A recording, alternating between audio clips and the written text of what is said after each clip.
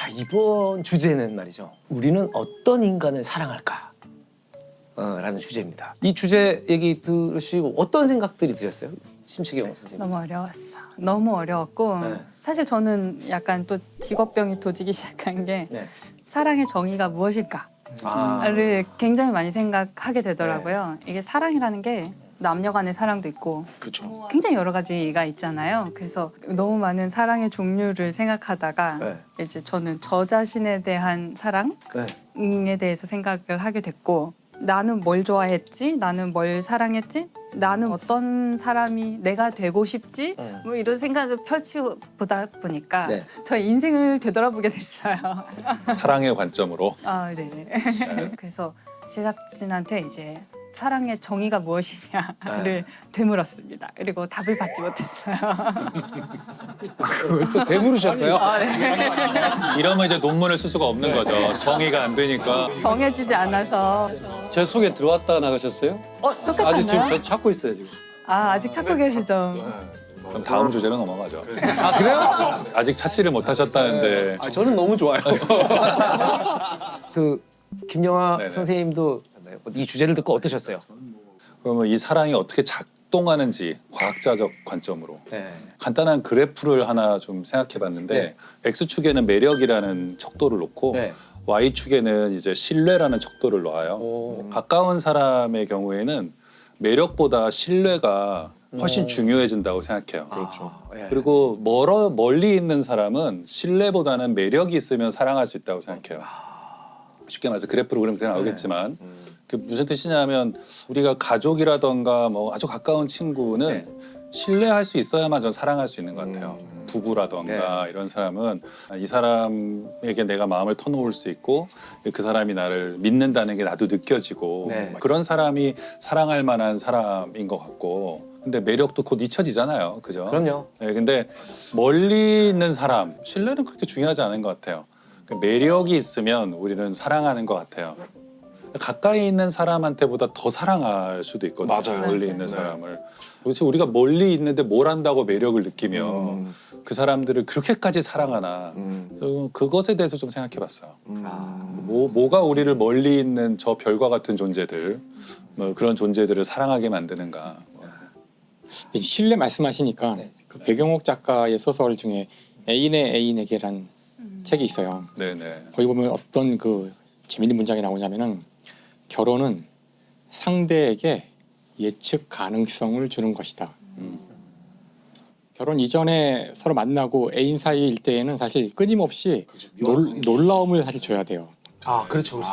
사실 그 사랑하는 사이는 서로 간에 모르는 게 있어요. 무지가 있어야 사랑이 네. 완벽하게 알땐 사랑이 생기지 않고 설렘이 생기지 않거든요. 맞아요. 아 너무 슬퍼. 하지만 그 사랑이 이제 제도로 들어갈 때 우리에게 필요한 것은 상대에게 예측 가능성, 바로 신뢰를 얘기하는 거죠. 그렇죠. 네. 그러니까 이제부터는 저 사람이 내가 어떻게 행동할지를 충분히 예측 가능하게 해줘야 되고 그러기 위해서는 끝없이 약속을 지키는 그렇죠. 작은 맞아요. 약속들, 수많은 약속들을 지켜가는 과정을 통해서 그런 차이가 있는 것 같아요. 그게 다르죠. 특히 그 성질이 얘가 많이. 그 결혼 제도가 보여주는 사랑이 그런 종류의 사랑이에요. 네. 그러니까 다시 말해서 그토록 뜨거운 열정은 없어지고. 이제 시작도 안 한 사람도 희망적인 거야. 그러니까 지금 저만 미혼인 거죠? 그렇죠. 그 결혼 제도에 대한 뭐랄까요? 특히 저희 같은 90년대생들부터 그 제도에 대한 약간 근본적인 회의감을 갖게 되는 그런 이제 그런 마음이 있어서 그러니까 저는 참 되게 무섭기도 하고 일단은 네. 되게 긴가민가 해요. 네. 아, 어떤 사람과 영혼을 약속을 하고 뭐 주례를 하고 친구들을 네, 모으고 네.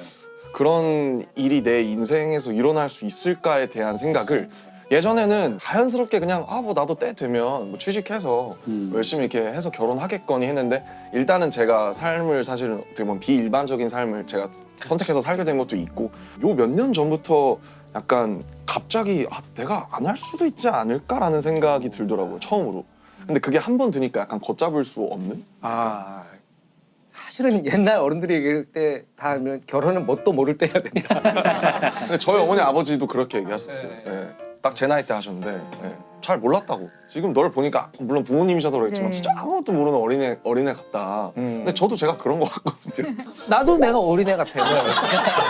감독님은 진짜 그런 것 같아요. 감독님은 드물게 정말로 그런 거. 저는 딱 되게 단순하게 생각했습니다. 어제 보고 그제 봤는데 내일도 보고 오늘도 보고 봤는데 내일도 보고 싶어. 매일매일 보고 싶어. 그러면 결혼하는 거지. 쭉 하다 보니까 어떻게 결혼 얘기까지 왔고 되게 궁금해하시는 분들이 많을 것 같아서. 네, 근데 지금 그 세대가 전부 거의 대부분이 이제 거의 이제 디폴트를 결혼해야 돼? 뭐 이런 비혼을 거. 디폴트로 네, 놓고 아주 특별한 경우에만 결혼하는데 맞아요. 그게 또 하나 문제가 요새 이제 결혼이 거의 중산층 이상의 문화가 되어가고 있어요. 결혼을 할 때 있어요. 비용이 많이 들기 때문에 이게 좀 소득이 낮거나 저소득층이거나 이런 경우에는 굉장히 큰 결심을 해야만 결혼이 가능해지고 절대적인 소득이 낮아서가 아니라 결혼을 함으로써 포기해야 되는 비용이 있잖아요. 예, 그래서 기회비용이 많이 사죠. 너무 크죠. 그거를 나는 내가 혼자서 더 윤택하게 사는데 투자하고 싶은 맞아요. 게 더 정 말씀하신 대로 기본이 된 것 같아요. 맞아요. 근데 19세기 이후에 낭만적 이 결혼관에서는 결혼을 사실 연애의 연장처럼 생각했기 때문에 사랑이 계속돼야만 하고 막 가슴이 계속 몇 년 동안 몇십 년 동안 뛰어야 되는 줄 알지만 그러면 병원에 가야죠. 몇십 년간 가슴이 뛰면 신부전이에요. 저는 그거보다는 성격이 달라진다고 생각해요. 결혼하면 굉장히 장기적인 어떤 신뢰 관계로 들어가는 것이고 그래서 저는 신뢰도 매우 굳건하고 오래 지속되는 신뢰도 일종의 사랑이라고 생각해요. 우리가 사랑이 뭔지를 정의할 수는 없지만 네. 이 세상은 사랑으로 충만해 있잖아요. 네. 그렇죠.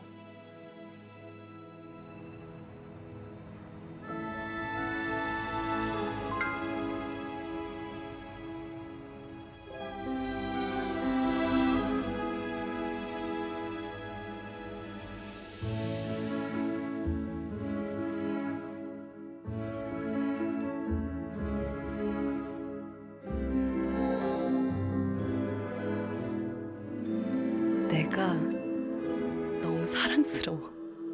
할머니.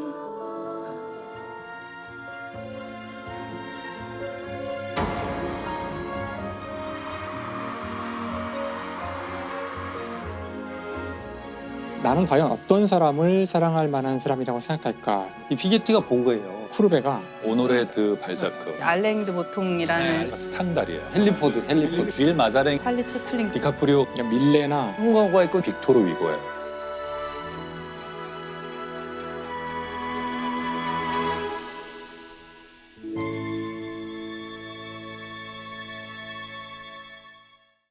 그래서 심채경 박사님이 사랑한 인간. 예. 이 주제를 들으셨을 때 고민이 많으셨다고 그랬잖아요. 너무 고민을 많이 했어요. 음. 일단 사랑이란 무엇인가부터 시작해야 했고 네. 우리는 어떤 사람을 사랑하는가? 우리가 사랑한다는 것은 사실인가? 실제로 무엇을 사랑하는 것인가? 이런 생각을 사실 되게 많이 했어요. 너무 많은 고민을 쓸데없이 많이 했는데 우리 이제 쓸데없는 얘기하는 프로그램이니까 그 제가 좋아하는 작가 중에 이제 알랭드 보통이라는 네, 알랭드 작가 보통. 있는데 이 작가가 사랑에 관한 3부작을 쓰면서 이제 좀 사랑에 대해서 말하는 작가의 대표 작가 중에 한 명이 됐어요. 이제 알랭 보통의 책에서는 사랑이란 주제, 남녀 간의 사랑이란 주제를 놓고 여러 방면에서 조명을 하는데요. 그 작품을 보면 우리가 이렇게 연애를 하고 사랑하는 사람을 만나고 하는 게 그 사람을 정말 사랑하는 걸 수도 있지만 그 사람과 함께 있는 이 순간에 나를 사랑한다는 거예요. 내가 이렇게 멋진 식당에 가서 맛있는 걸 먹고 있는 나. 멋진 어떤 상대방과 함께 동반하여서 이 풍경과 분위기를 즐기고 있는 전시되는 나를 나. 사랑한다는 거예요. 그 지적이 저는 굉장히 많이 와닿았고요. 그래서 저는 제가 사랑하는 사람은 어떤 사람인가, 나는 누구를 사랑하는가를 생각했을 때 일단은 남편분은 아니신 것 같고. 서론이 너무 길었나요? 저는 전 것 같아요.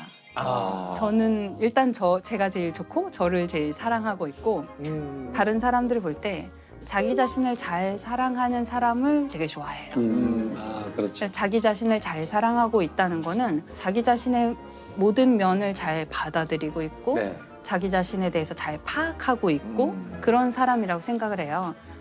제가 이제 대학원에 오고 싶어하는 혹은 천문학자가 되고 싶어하는 이제 후배들이 이제 저한테 가끔 고민 상담을 하러 올 때가 있는데 전 천문학 하고 싶은데 어떻게 하면 되나요? 아니면 자기는 과학자 되고 싶은데 수학 과학을 잘 못해요. 물리 어려워요. 이런 식의 질문을 하러 와요. 그러니까 제가 그 친구들한테 그걸 물어봐요. 직업 과학자가 되려면 사실은 대학원을 나올 수밖에 없고 박사 학위를 받는 게 거의 필수적이고 박사 학위를 받으면 그때 인생이 시작이 돼요.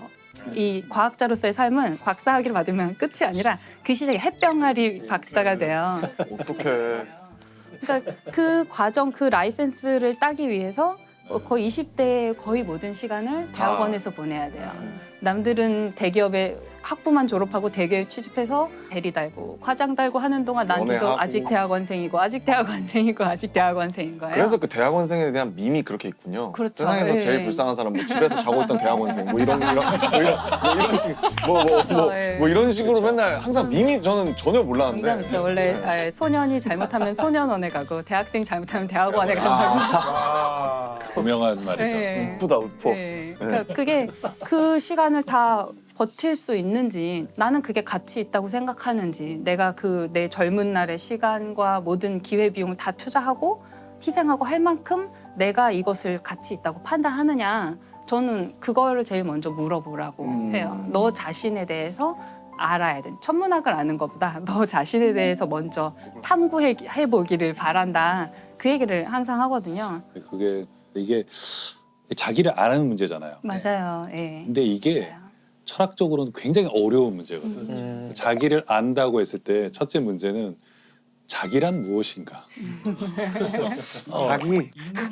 베이비. 나라는 것이 그러니까 불교에 그런 말이 있거든요. 나라고 할 만한 것이 없다는 사실이 있다. 이런 말이 있어요. 근데 아무튼 그게 좀 어려운 얘기지만 네. 나라는 것이 있나? 그러니까 왜냐하면 나라는 것이 자꾸 바뀌거든요. 맞아요. 근데 오늘은 내가 예를 들면 유튜버가 되고 싶은데 내일은 뭐. 가수가 되고 싶고 그럴 수 모레는 있죠. 또 누구의 걸 봤더니 영화 배우가 그렇죠. 되고 싶고 네. 인간은 자꾸 변하기 때문에 이 변하는 자아 중에 어떤 게 나냐 너무 어려운 문제죠. 맞아요. 근데 그러면 어떻게 진로를 선택하신 거예요? 이렇게 뭐 천문학자가 나는 저는 공부하는 거는 좋아했어요. 그러니까 똑똑하고 싶은 그 공부가 아니라 저는 약간 집착형 인간이거든요. 제가 뭐 하나 좋아하면 막 그거를 계속 하고 싶고 네. 내가 잘하느냐 못하느냐 별로 중요하지 않고 그냥 그걸 할 때가 재밌는 거예요. 그래서 만약에 영문학과를 갔어도 대학원 갔을 것 같고 생물학과를 갔어도 대학원 갔을 것 같고 그냥 저는 이런 삶을 좋아했었고 근데 그중에 이제 천문학이 된 거는 진로를 결정할 시기에 알게 되었던 몇몇 사람들이 이제 천문학이라는 길을 이제 보여줬던 거죠. 그래서 저한테는 대학원 생활하고 이제 지금 이 일을 정말 이 과정을 즐기고 있기 때문에 저는 제가 뭐 노벨상 받는 과학자가 아니어도 저는 그냥 오늘이 매일이 행복한 거거든요. 그러면은 저는 이제 제 자신을 잘 알고 네. 이 길에 왔다고 저는 생각을 해요. 지금 이렇게 진로를 결정하는 부분에 있어서도 굉장히 자기애가 느껴져요. 아 내가 공부하는 모습이 너무 좋고. 네네 맞아요. 그거 자체가 그게 좋고. 가장 행복한 분의 전형이잖아요.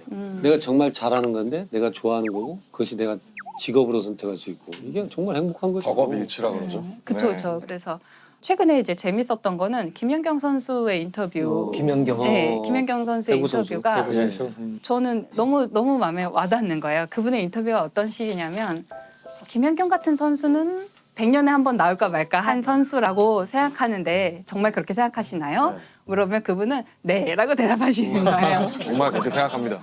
정말 그렇게 생각합니다. 동의를 하기는 하죠. 당연히 돼도 나오기 쉽지는 않기는 하죠. 쉽지는 않긴 하는데.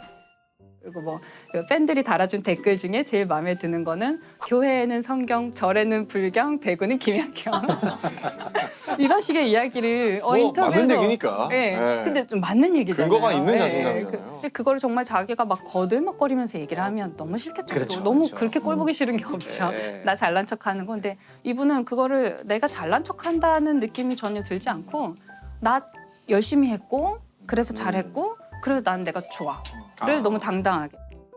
뛰고 싶다라고 이제 얘기도 많이 하고 하는데 그거는 그 사람들의 생각이고 제 생각이 중요한 것 같습니다. 제가 잘 결정할 수 있도록 하겠습니다. 사실 너무 겸손한 것도 좀 이상하잖아요. 그렇죠, 막 사실. 우리나라는 너무 아무래도 겸손을 약간 뭐랄까 네네. 너무 이제 미덕으로 최고의 보니까. 미덕처럼 또 그런 걸 볼 때 되게 김연경 선수의 그 자기 사랑이 너무나 건강한 모습이다. 아, 좋은 표현입니다. 되게 본받고 예, 싶다 예. 그런 생각 너무 많이 들어요. 아. 이게 자기 자신을 잘 사랑한다는 게 예를 들어서 내가 김연경인데 나는 오늘 최고의 점수를 득점 왕이 됐어. 그러니까 나를 사랑해가 아니거든요. 내가 잘못한 점도 있겠고 내가 부족했던 점도 있고 근데 그걸 그냥 잘 인정하는 거잖아요. 다 수용하고 어제 내가 잘못한 것도 그렇죠. 나고 오늘 실수했던 것도 나고 뭐 내일 부족한 점을 좀 메꿔서 내일 더 잘하려고 하는 것도 나고 그러다 또 실패하는 것도 나고 그걸 받아들이지 않으면 나의 멋진 모습, 예쁜 모습만 사랑하면 너무 허울만 있는 거죠. 너무 무너지기 쉬운 모래성 같은 거고요. 내가 못난 점도 있고 내 가장 발자크스러운 점을 내가 스스로 가장 잘 알지만 그래도 그런 나를 사랑하는 것이 굉장히 어려운 일이에요. 심채경 선생님은 자기 자신에 대한 사랑을 얘기하시잖아요. 자기 애를 얘기하시는데 그러면 이제 심사위원 심채경, 선수 심채경, 자 도마 경기예요. 자 뛰어가다 탁 넘었어. 몇 점입니까? 10점 만점에. 아, 제 자신이요? 네. 제 자신은 저는 10점입니다. 아 10점입니까? 네. 그러니까 멋있다. 그게 남이 평가하는 나는 5점이나 7점이나 네. 실격일 수도 있겠죠. 네. 경기장 밖으로 넘어 떨어졌을 수도 있지만 그게 나라는 심사위원한테는 그게 내가 10점인 거죠.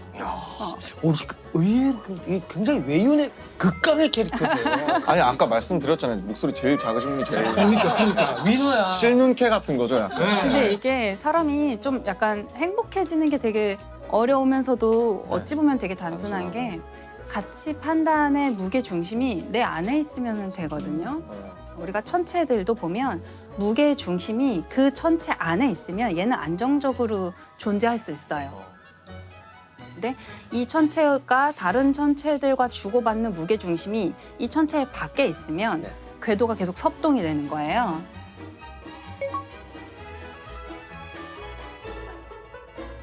저는 가치 판단의 기준도 그게 자기 안에 있을 때 좀 더 안정적으로 살 수 있는 것 같아요. 그래서 좋아요를 눌러준 사람이 별로 없더라도 괜찮고. 그렇죠. 사실 그 지점인데 그 가치 판단의 무게 중심이 본인 안에 있기가 갈수록 힘들어지고 있어요. 그럴 수 있어요. 왜냐면 알고리즘이라는 것들이 계속 나에 대해서 데이터를 맞춰서 분석해주고 뭘 추천해주고 하는데 그거를 제가 좋아하는 내 색이라고 받아들이면서 사실은 비슷비슷한 테이스트나 비슷비슷한 색을 갖게 되는데 근데 나는 또 굉장히 내가 유니크한 무언가 뭐라고 생각을 하면서 사실은 끊임없이 그 알고리즘과 시스템의 영향을 계속 노출되는 세상이잖아요. 맞아요. 그래서 그 가치 판단의 무게 중심을 그 자기 안에 두는 게 사실은 연령이 저는 낮을수록 스마트폰에 친할수록 훨씬 더 어려워질 거라고 것 생각해요. 같아요. 네. 오히려 좀 혼란스러울 것 같아요. 그 SNS나 네. 네, 아까 말씀하신 것처럼 자기 안에 있어야 된다고 그러는데 그 자기가 있느냐 이게 일단 문제고 이러면 오늘 녹화가 안 끝나요.